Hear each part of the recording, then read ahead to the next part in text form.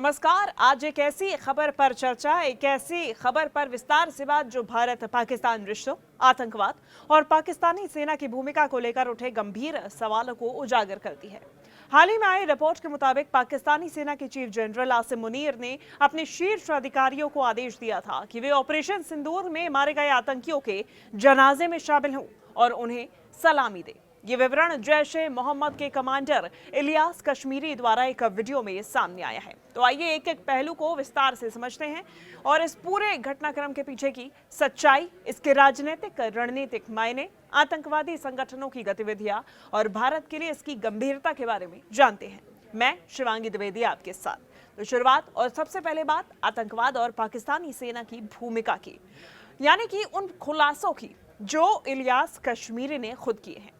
उन्होंने साफ कहा कि पाकिस्तानी सेना के चीफ के मुख्यालय से यानी कि जीएचक्यू से बाकायदा आदेश आए थे कि आतंकियों को शहीद मानकर पूरा सम्मान दिया जाए। साथ ही कोर कमांडर्स को आदेश दिया गया कि वो आतंकियों के जनाजे में भाग ले, वर्दी में जाएं और उन्हें सलामी दे।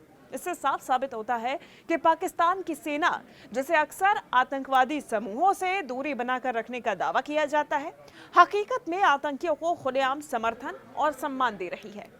वहीं मौलाना मसूद अजहर, जिसे जैश-ए-मोहम्मद का कर्ता धर्ता माना जाता है, उसके संबंध भी सामने आए। उन्हीं के नेतृत्व में 26/11 जैसी बड़ी आतंकी साजिशों को अंजाम दिया गया। वहीं दूसरी तरफ आतंकियों के जनाजे में सेना का सम्मान, इसके आगे चलकर यह भी स्पष्ट हो जाता है कि केवल सेना के अधिकारी ही नहीं बल्कि पूरे पाकिस्तान सरकार का ढांचा इन गतिविधियों में शामिल है। तस्वीरें और वीडियो सामने आने के बाद पहले तो इस्लामाबाद सरकार ने इनकार किया था कि किसी भी अधिकारी ने आतंकियों के जनाजे में शिरकत नहीं की है, लेकिन अब खुलासा सामने आने के बाद, ये वीडियो सामने आने के बाद सरकार की पोल खुल गई है। आतंकियों को शहीद मानकर जनाजे में सेना की सलामी देना न केवल अंतर्राष्ट्रीय नियमों के खिलाफ है, बल्कि ये भी दर्शाता है कि आतंकवाद को वहां कितने खुलेआम समर्थन मिलते हैं और सेना तक उसमें भाग लेती है। इससे पाकिस्तान की आतंकी गतिविधियों में शामिल होने की पुष्टि होती है, जो भारत समेत पूरी दुनिया के लिए चिंता का विषय है। अब सबसे पहले तो आप समझिए मसूद अजहर की भूमिका, यानी कि बालाकोट और भारत पर हमले में इस खबर में क्या और अहम खुलासे हुए हैं। मसूद अजहर का नाम सामने आना एक बहुत बड़ा खुलासा है, क्योंकि इलियास कश्मीरी ने बताया है कि मसूद अजहर, जो कि IC-125 हाईजैक के बाद में भारत की तिहाड़ जेल से भाग गया था, पाकिस्तान पहुंचते ही बालाकोट में उसने अपनी आतंकी दुनिया की नींव रखी। वहीं से उसने मुंबई और दिल्ली में बड़े आतंकवादी हमलों का प्लान बनाया और उसकी साजिशें अमल में लाई। तो यहाँ पर यह समझना जरूरी है कि भारत को नुकसान पहुंचाने का जो मकसद मसूद अजहर के लिए था, जो उसकी मंशा थी, उसकी जड़ें पाकिस्तान की धरती पर पनपी और उस पर पाकिस्तानी सरकार और सेना की तरफ से कोई भी रोक टोक नहीं रही। उल्टा वहां से उसे सुविधाएं, सुरक्षा, प्रशिक्षण, सहयोग तक प्राप्त हुआ। वहीं दूसरी तरफ लश्कर-ए-तैयबा के उप प्रमुख की भारत को धमकी भी एक बहुत ही अहम कड़ी मानी जा रही है। लश्कर-ए-तैयबा के डिप्टी चीफ सैफुल्लाह कसूरी की हम बात कर रहे हैं, जिसने एक और वीडियो जारी किया और भारत और प्रधानमंत्री को सीधा सीधा धमकी दी। कसूरी ने कार्यक्रम के दौरान साफ तौर पर कहा कि यदि भारत ने आतंकवादी संगठनों के खिलाफ एक्शन लिए तो पाकिस्तान की ओर से बदला लिया जाएगा। सीधा आप समझिए, कहा गया पाकिस्तान की ओर से बदला लिया जाएगा। तो भारत के डैम्स, नदियों और जम्मू कश्मीर की जमीन पर कब्जे की कोशिशें भी होंगी, ये धमकी दी गई। ये धमकी केवल एक व्यक्ति की नहीं, बल्कि ये पूरे आतंकी नेटवर्क के प्रतिनिधित्व की तरफ से है, जिसमें पाकिस्तानी सेना, पॉलिटिकल सिस्टम का समर्थन साफ दिखाई देता है।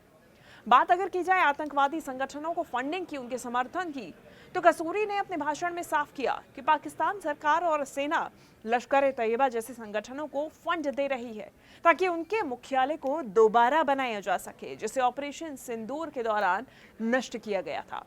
इससे साफ साबित होता है कि पाकिस्तान आतंकवाद के खिलाफ लड़ाई का केवल दिखावा करता है, जबकि हकीकत में वो इन समूहों का पुनर्निर्माण और गतिविधियों को और भी ज्यादा बढ़ावा देता है।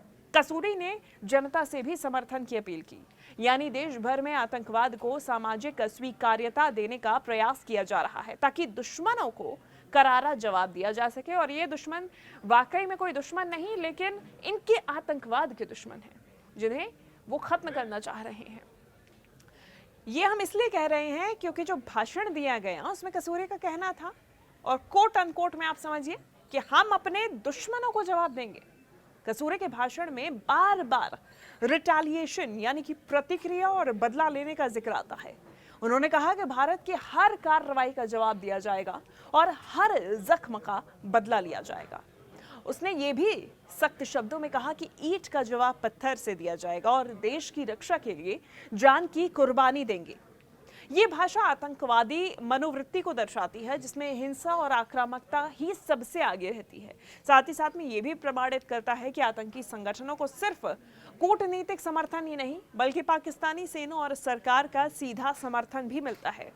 अगर अंतर्राष्ट्रीय स्तर की बात की जाए तो इस पर धमाकेदार असर पड़ेगा, क्योंकि पाकिस्तान सरकार और सेना की इन गतिविधियों का अंतर्राष्ट्रीय मंच पर एक बड़ा असर देखने को मिल रहा है। पाकिस्तान एक और आतंकवाद के खिलाफ लड़ाई का दावा करता है, तो वहीं दूसरी ओर खुद आतंकी गुटों को वैधता, सहयोग और संरक्षण देता है। अब इससे दुनिया भर के देशों का भरोसा पाकिस्तान पर से उठ गया है। जब मई में आतंकियों के जनाजे में सेना अधिकारियों की तस्वीरें सामने आई थी, तब अंतर्राष्ट्रीय स्तर पर काफी आलोचना हुई थी।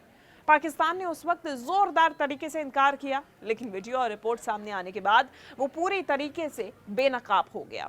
अब ऐसे में उसका सच भी अंतर्राष्ट्रीय स्तर पर सामने आ गया है। अब आतंकवाद का खात्मा और भारत के लिए कितनी ये चुनौती है, ये इस पूरी खबर में आप समझने की कोशिश करिए। और ये जो भाषण आया उसमें भी इसमें चुनौती क्या है ये समझिए। भारत के लिए चुनौती और अलर्ट का ये संदेश ये वीडियो देता है।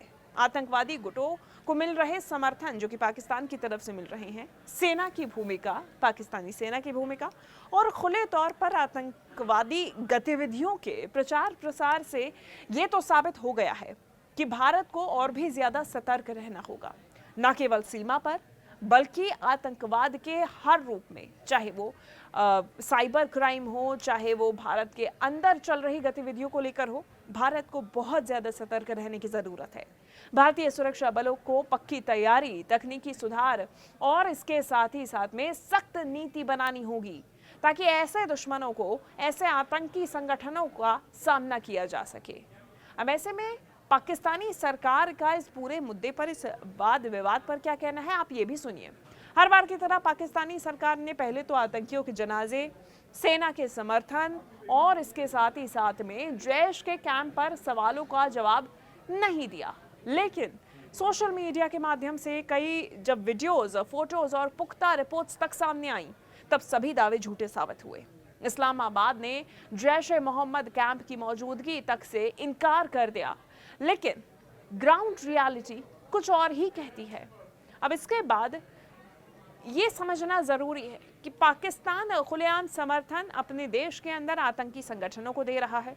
अंतर्राष्ट्रीय स्तर पर ये सबूत सामने आने लगे हैं। सेना और सरकार आतंकवादी समूहों को किस तरीके से सहयोग दे रही है, ये भी धीरे धीरे सामने आ रहा है। लेकिन इसके बाद इसका निष्कर्ष तो यही निकलता है कि यहाँ पे मुख्यालय दोबारा बनाने की कोशिश है, लेकिन अब ये न केवल भारत बल्कि विश्व शांति के लिए भी एक गंभीर खतरा है।